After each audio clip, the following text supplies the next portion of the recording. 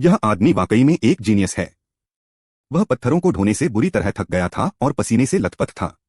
उसने अपनी ठेलागाड़ी में बदलाव करने का फैसला किया। उसका लक्ष्य साइकिल के फ्रेम को ठेलागाड़ी के साथ जोड़ना था।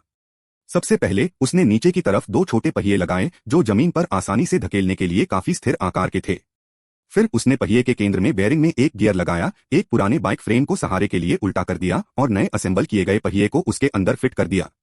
छेदों को मिलाकर उसने पहिए का संतुलन ठीक किया। फिर उसने बाइक की चेन को दूसरी तरफ फिर से लगाया, इसे सामने के क्रैंक से जोड़ा ताकि पिछला पहिया आसानी से घूम सके।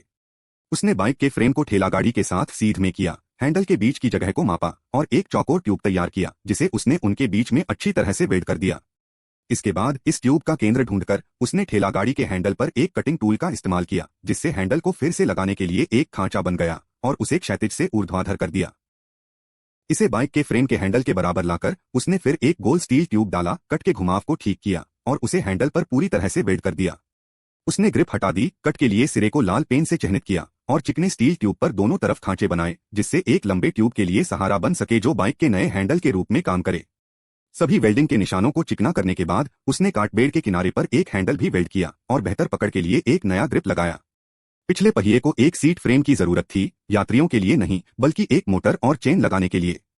वह वास्तव में मोटर लगाने के बाद इसे एक इलेक्ट्रिक वाहन में बदल रहा था। उसने एक भारी भरकम चेन को मोटर के गियर के ऊपर से घुमाया, सिरों को जोड़ा, फिर इसे पिछले स्प्रोकेट से जोड़ा और एक मजबूत वेल्ड के साथ सुरक्षित कर दिया। बैटरी लगने के बाद काम लगभग पूरा हो गया था।